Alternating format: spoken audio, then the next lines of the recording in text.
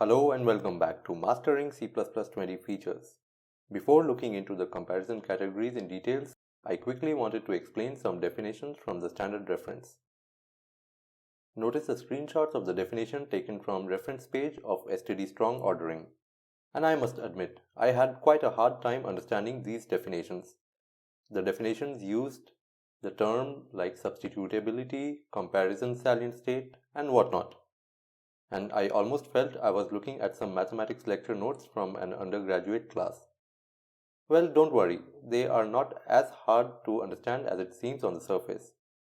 In the next two lectures, I will explain the highlighted terms from the images, that is, comparison salient state and substitutability, with examples from C++ standards and a couple of quiz questions which will help you take home the ideas from the lectures. The goal of this lecture is to understand the meaning of comparison salient state.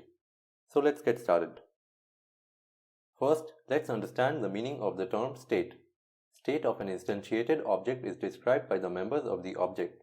Now you might be wondering, what does this mean? Consider an example class person. It has members that indicates a person's name, age, gender, address, profession, and so on.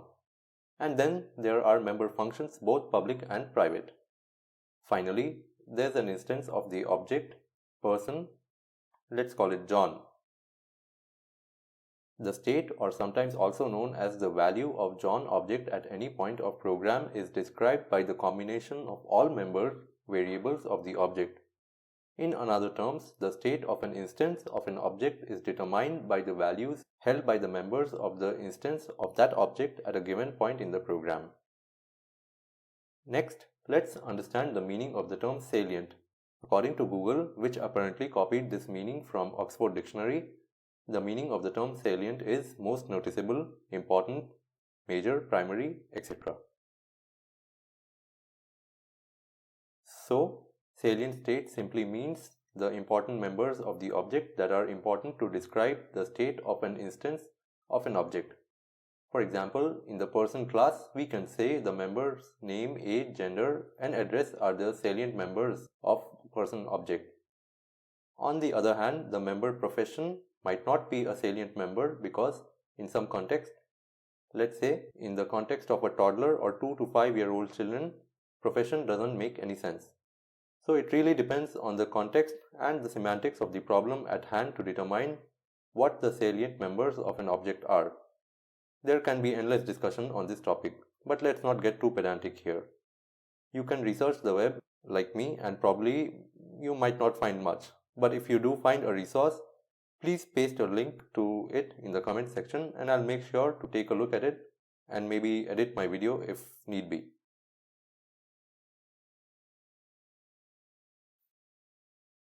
So now the definition of the comparison salient state is trivial.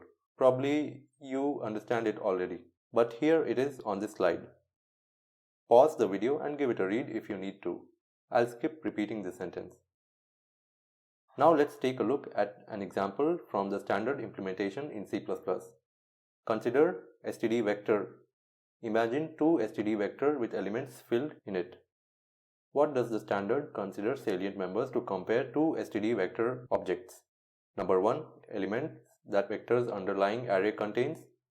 Number 2, vector's size member variable. Number 3, vector's capacity, which might mostly be different from size. Or finally, the starting memory location of the underlying array in which std vector's data is stored. Pause the video and think for a moment. Okay. While comparing two C-style arrays, that is a raw array, we usually check if their size matches. If that's the case, then we compare elements index by index and stop the comparison as soon as we find an unequal element. This is exactly how the standard compares two vectors, based on its size and the elements in the underlying array. That is, the standard doesn't compare two std vectors based on capacities or memory locations of the array. Here's an example link where you can check how the two std vectors are compared. In summary, comparison salient state of an object represents the member variables that are useful for comparison of two instances of the object. They are majorly the members that contribute to the value of the object.